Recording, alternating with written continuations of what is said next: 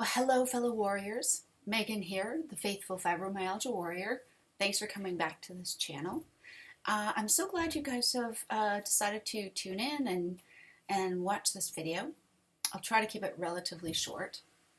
So today is Saturday, July the 15th, and I just wanted to share some very exciting, well, to me, exciting news, which is I've actually gone back to school full time. Now, it's all online. Okay, it's an online program. I'm actually going back to get my diploma in nutrition so I can become a nutrition and health consultant. Which, I figured after 3 years of living the carnivore life, if I can help other people, that is the dream. Honestly, that has been my dream since I started to have such great results personally. However, I also realize that if anyone is going to listen to me, other than you wonderful people who know my story, who share my faith, who are trying to be more carnivore or, honestly speaking, ketogenic, which carnivore is a subset of the ketogenic protocol. For those of you who know me already and who have been watching my videos and supporting me, it's great because whether this is good or not, I don't know if this is good or not, but you guys hear my story and what I share, my faith journey, my health journey, and you want to listen. And it's helped some of you. And I'm so grateful that it has. I think God blesses us with things like healing so we can share that with others, not only because it helps bring Him glory, but also because what a joy to find healing and recovery from so many things without having to resort to prescriptions and traditional medicine. That all has its place, don't get me wrong, it absolutely does. But if there's a way that we can approach these so-called chronic lifelong diseases outside of prescription, I'm all for it, having lived it for 3 years. But I also realize if I want to be able to help people, my dream is to hopefully, as someone who is recovered from bulimia after 35 years, who no longer takes medication for anxiety and depression, who is off all pain medications after 8.5 years of being on them, whose mobility is very slowly starting to come back, whose mental focus is beyond anything I've ever had before. Well,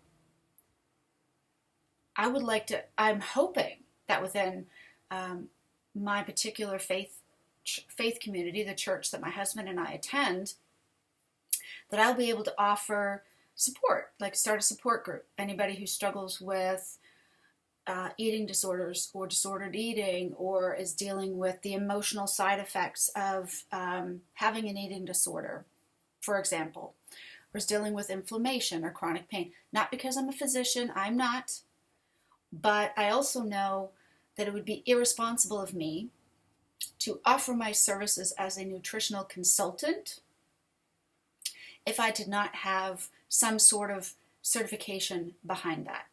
So I'm doing a great online program, which they say will take between 10 to 14 months if I put in 6 to 7 hours a week. But I'm so excited by it right now. I'm hoping I'll be able to fly through it in half that time. We'll see what happens, right? I will still be making videos that are free. I will still be offering content for people who, maybe don't want to work necessarily with me one-to-one, but want to hear how I'm doing or want to hear my journey. And I will absolutely keep doing that because I love to do that. That's where all of this inspiration started, really. But then I want to be able to offer services that are virtual as well as within my own faith community, one-to-one. And I don't know what that ultimately will look like. I still don't drive. I still can't walk long distances. So it wouldn't be as though I'm setting up shop in my house or going to people necessarily in person. Although maybe, I don't know, a year or so from now, who knows where I'll be at physically, right? But I'm excited.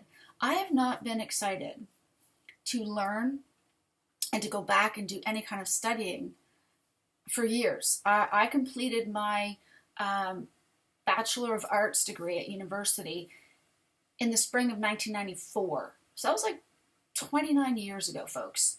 Okay, 29 years ago. So I've been out of formal education of any kind for a long time, and online did not exist.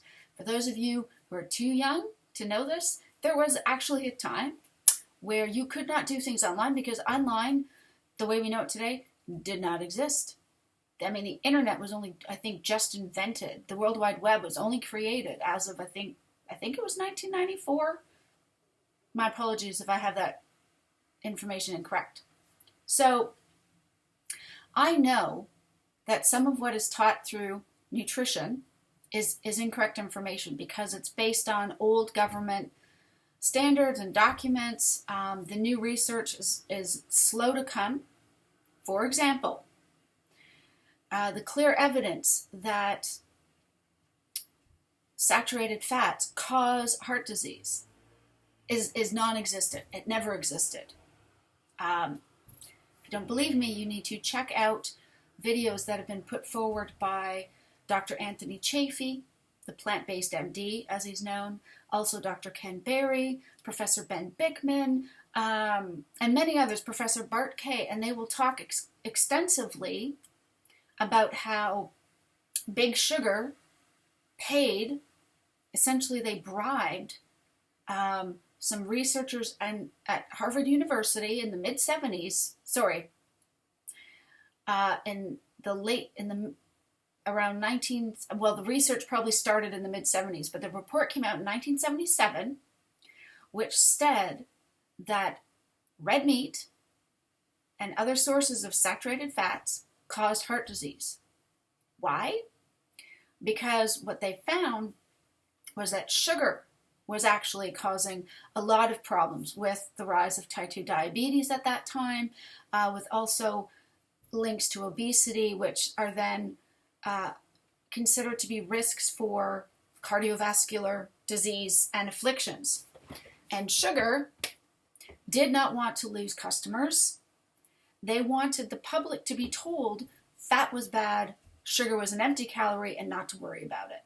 Now, this was put forward on the American Heart Association documentation, and that then led to every doctor ever through the U.S. And then, of course, this also influenced eating and food guides for probably every other major country that has them to state that high levels of saturated fats are bad for you. Okay. In 2015, the American Heart Association put out a paper which confirmed that, in fact, there never was definitive proof that saturated fats caused heart disease. There is no causation. There is no study anywhere that proves causation. And that, in fact, they are not as bad as we once thought. But did they make a big splash and announce to the world, oh, hey, we were wrong? Or, oh, hey, by the way, the guys who did this research, yeah, they were bribed. They accepted bribes and they lied about it. They put it in their website, but it's not like they promoted the fact that they were wrong. So many doctors through the U.S., and of course, whether we like it or not, they are considered by many other nations as the gold standard for what should be looked at in dietary information as well as best practices for heart and health care. Now, I know that even here in the UK, that is still something many doctors believe because they haven't been told otherwise. They are too busy dealing with, broken limbs and smoking concerns and maybe patients who have alcohol poisoning or fatty liver or managing diabetes or whatever else, pregnant mothers, new babies, all sorts of everyday life occurrences. They simply do not have the time to sit down and research all the information that is out there. I'm lucky. I've lived a carnivore lifestyle for 3 years. And I have watched many videos of which all of this information is very clearly scientifically cited. And the gentleman I've mentioned, we're talking high levels of education. Okay, so they're not just some guy off the street who decided, this is what I believe and here's why. They've done their own research. They've looked at the actual papers, peer-reviewed, that's out there, and the information that's available, and they've then shared it on their YouTube channels. Okay, so again, for people who don't realize that, in fact, saturated fats are good for our bodies, we do require fats in our bodies to thrive. We have to have some fat. We have to, okay? And that, in fact, the oils, like the seed oils, and we'll just stop there. Olive oil is actually not that bad. It is a plant, but it requires a lot less heat processing than actual seeds that are not oily in the first place, that you have to do all sorts of horrible chemical things to them to produce an oil out of them. So we're talking safflower, rapeseed, sunflower, corn. These are all plants in their natural state that are not oily. So you got to wonder, what have they done to these in order to produce the oils? And they're highly inflammatory, and they're high in omega-6s, which if you have too much of those in your body is not good for it. Okay. The reason I make this point is because I know that even though the food guide, so here in the UK it's called the Eat Well Food Guide. So even though I know the Eat Well Food Guide recommends reducing saturated fats from dairy and red meats in particular, and increasing the polyunsaturated fats like the seed oils, I know from my 3 years of experience, as well as the hundreds, if not thousands, of testimonials of people who have gone ketogenic and carnivore, who have shown that, in fact, cutting out the processed oils, anything that came from a seed, is processed, and therefore will cause some level of inflammation in your body because it's not natural, right? So even though I know that information is wrong, I also know that sometimes the best way to make changes in something like nutrition is to make changes from the inside. And that's what I'm hoping. I don't expect to suddenly transform the nutritional world. Again, I'm not becoming a nutritionist. That is a university level diploma, and I do not want to go back to physical in-class learning for 4 years. No. However, I will be getting the UK equivalent of a level 5 accreditation, which is a diploma level, which I would be equal to a college diploma in Canada and the States and perhaps other countries. And the reason why I want to do that is because there are some things I don't know. As much as I've loved watching the videos of Ben Bickman and Bart Kay and Dr. Ken Berry and Dr. Anthony Chafee and Dr. Sarah Zaldivar, I love their videos, full of content, okay? But I want to be able to say that, yeah, you know what? I want to know the science behind how do saturated fat molecules form. What do they look like? For example, I did not know that saturated fat meant it is saturated with 2 carbon atoms are saturated with hydrogen atoms, with the maximum allowed, between 15 and 17 of them, with carbon atom at each end. That's what the saturated means. It means it's filled with the maximum amount of hydrogen atoms possible, bookended by carbon atoms, and because they're straight chains, they can be tightly packed, which ultimately means that whatever form that particular fat comes in, so what that means is for that source of fat, the melting point is lower, which means, the melting point is higher, which means that sources of saturated fat, the fat is solid in room temperature. So butter, cheese, meats, and eggs, of course, right? I didn't know that. I did not know that's what that meant. Unsaturated fats means they don't have the maximum amount of hydrogen. They are more twisty. They're not as tightly packed.